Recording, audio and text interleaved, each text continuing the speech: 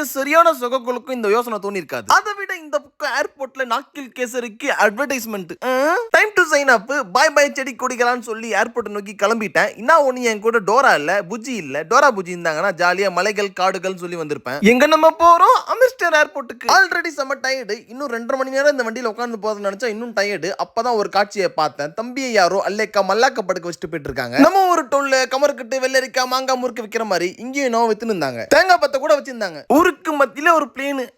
நான் தான் ஊரோட டாப் பிளக்கர்ன்ற மாதிரி ஊரோட சென்டர்ல பயணத்தை வச்சுக்கிறாங்க. ஒருவேளை ஏர் இந்தியா பார்க்கிங் இடம் எல்லாம் இங்க பார்க் பண்ணிட்டாங்களோ? இப்படி சிந்தனைனால பக்கமும் சிதறும் போது டிரைவர் பையா அரே பையா இங்கே பாரு அப்படின்னாரு. என்னன்னு பார்த்தா அமிர்ஸ்டரோட என்ட்ரன்ஸ், அதாவது அமிர்ஸ்டர் சிட்டியோட நுழைவாயில். இங்க ஃபேமஸே கோல்டன் டெம்பிள் தான். நமக்கு அதை பார்க்க கொடுப்பானங்க இல்ல. அட்லீஸ்ட் இந்த கோல்டன் சன்செட்யாவது பார்க்க முடிஞ்சது. மஞ்சள் வெயில் மாலையில் அடுத்த நாள் காலையில் வீட்டுக்கு போவேன். நான் என்ன பார்த்து அப்படி பாடிக்கினேன். இந்த பையன் கியூட்டா ஓடி நின்னா. ஆனா ஒண்ணுப்பா, பார்டர்ல இருக்கிற ஏர்போர்ட்னு இந்த மாதிரி கேள்வி எல்லாம் கேட்க கூடாது. என்ன இமிகிரேஷன்ல கூட இந்த அளவுக்கு கேள்வி கேட்டது கிடையாது. சும்மா நோண்டி நோண்டி கேள்வி கேட்டதுக்கு அப்புறம் தான் உள்ளே விட்டாங்க. என்னடா இது ஏர்போர்ட்ல யாருமே இல்லைன்னு பாக்காதீங்க. நான் கொஞ்சம் சீக்கிரம் வந்துட்டேன். கொஞ்சம் சீக்கிரம்னா ஒரு 5 மணி நேரம் முன்னாடி வந்துட்டேன். இன்னும் கொஞ்சம் முன்னாடி வந்திருந்தேன்னா ஏர்போர்ட்டே நான் திறந்திருப்பேனா பாத்துக்கோங்களேன். இது வரைக்கும் எல்லாம் நார்மலா தான் போச்சு. அப்பதான் நான் இதை பார்த்தேன். நாக்கில் கேசரிக்கு பாத்தீங்கன்னா ஏர்போர்ட்லயே அட்வர்டைஸ்மெண்ட் வச்சிருக்காங்க. அது சரிதான். நாக்கில கேசரி வைக்கிறவனுக்கு எங்க கலர் கலரா ரவை கேசரி அருமை தெரிய போகுது. நானும் கடந்த 3 மணி நேரமா மேல கீழே இறங்கிட்டு இருக்கேன் கேட்டு பார்க்க. 11:20 ஃபிளைட்டுக்கு 11:20 வரைக்குமே அவன் கேட்ட போடல. கடைசியில பார்த்தா கீழே இருக்க கேட்டு தானா. ஒரே கூட்டமா இருக்கே. விசாரிப்போன்னு போன கேப்ல ஃபிளைட்டை போட் பண்ணேன். உள்ள வந்த கணபதி ஓமோ சுக்லாம்பரதரம் சுந்தரா டிராவல்ஸ் எலி மாதிரி என் கண்ணுல இந்த ஓட்ட போட்டுடுச்சு. என்னங்கன்னு கேட்டா